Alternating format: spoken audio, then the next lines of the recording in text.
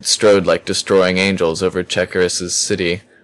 Are they spawn of Earth, as we are, or are they foster children, changelings from another star? These creatures that when many still are one, that when one still are many, whence did they come? What are they? He looked down upon the cubes that held us. Their hosts of tiny eyes shone up at him enigmatically, as though they heard and understood. I do not forget, he said. At least not all do I forget of what I saw during that time when I seemed an atom outside space. As I told you, or think I told you, speaking with unthinkable effort through lips that seemed eternities away from me, the atom who strove to open them.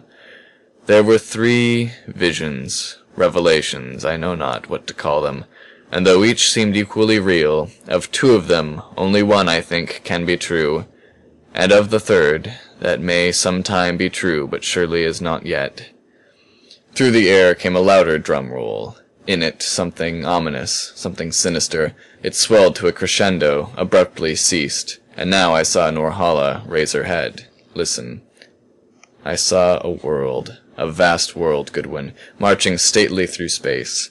It was no globe, it was a world of many facets, of smoothed and polished plains, a huge blue jewel world, dimly luminous, a crystal world cut out of aether. A geometric thought of the great cause, of God, if you will, made material. It was airless, waterless, sunless.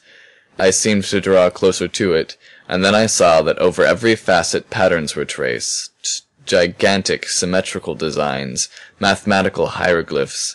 In them I read unthinkable calculations, formulas of interwoven universes, arithmetical progressions of armies of stars, pandects of the motions of the suns. In the patterns was an appalling harmony, as though all the laws from those which guide the atom to those which direct the cosmos were there resolved into completeness, totaled.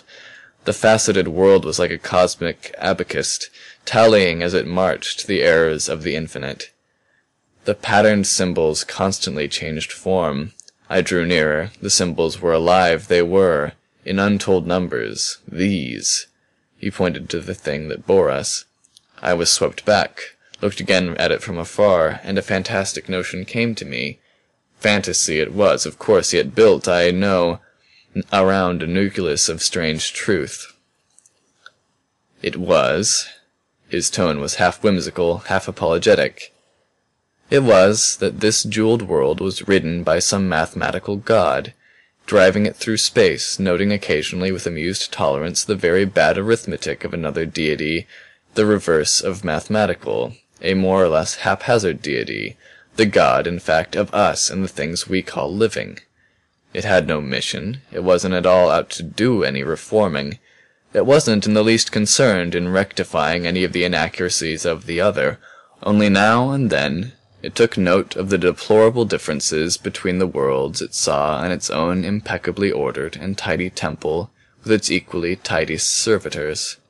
Just an itinerant demiurge of supergeometry, riding along through space on its perfectly summed-up world, master of all celestial mechanics, its people independent of all that complex chemistry and labor for equilibrium by which we live, needing neither air nor water, heeding neither heat nor cold, fed with the magnetism of interstellar space and stopping now and then to banquet off the energy of some great sun.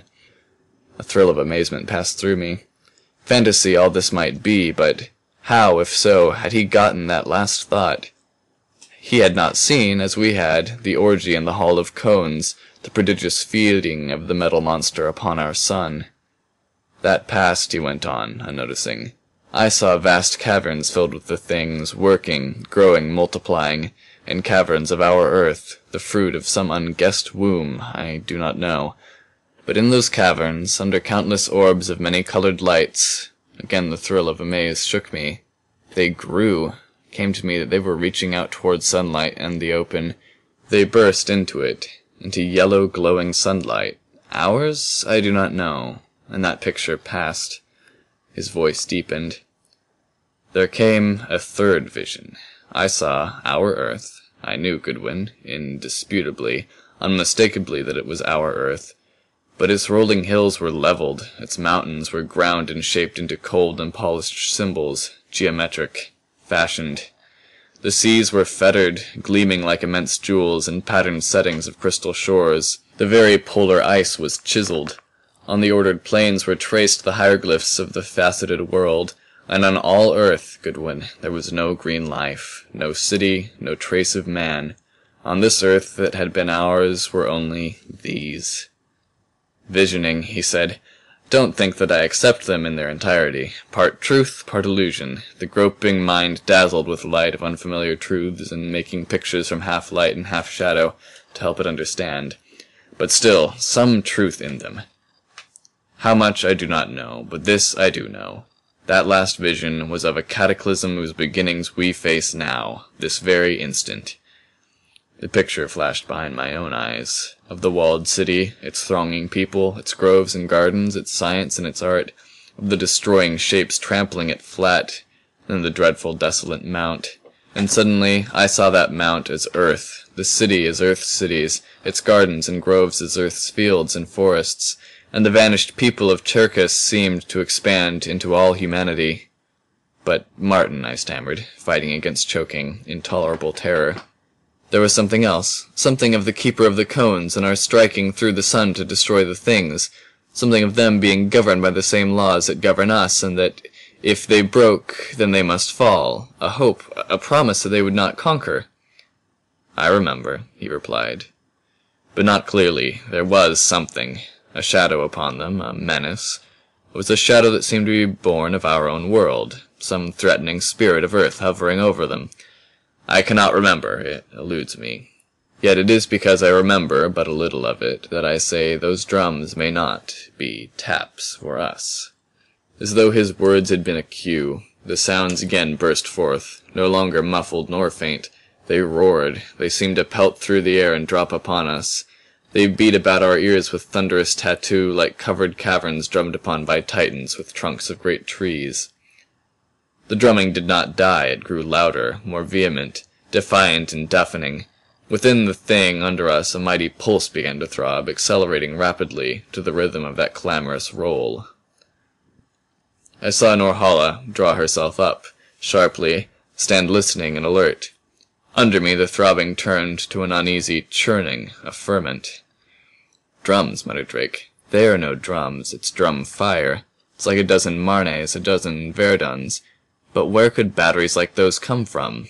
Drums, whispered Ventnor. They are drums, the drums of destiny.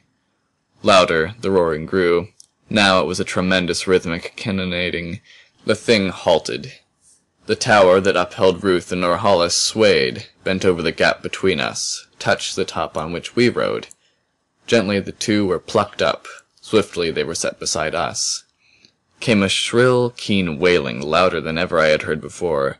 There was an earthquake trembling, a maelstrom swirling in which we spun, a swift sinking. The thing split in two. Up before us rose a stupendous stepped pyramid. Little smaller it was than that which Cheops built to throw its shadow across the holy Nile. Into it streamed, over it clicked, score upon score of cubes, building it higher and higher. It lurched forward, away from us. From Norhala came a single cry, resonant, blaring like a wrathful golden trumpet. The speeding shape halted, hesitated. It seemed about to return, crashed down upon us an abrupt crescendo of the distant drumming, peremptory, commanding. The shape darted forward, raced away, crushing to straw the trees beneath it in a fell quarter-mile swath. Great gray eyes wide, filled with incredulous wonder, stunned disbelief, Norhala for an instant faltered. Then, out of her white throat, through red lips pelted a tempest of staccato buglings. Under them, what was left of the thing leapt, tore on. Norhala's flaming hair crackled and streamed. About her body of milk and pearl, about Ruth's creamy skin, a radiant nimbus began to glow. In the distance I saw a sapphire spark, knew it for Norhala's home.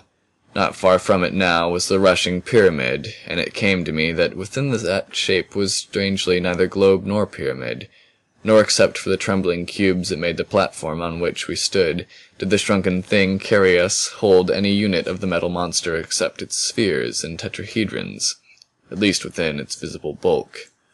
The sapphire spark had grown to a glimmering azure marble. Steadily we gained upon the pyramid, Never for an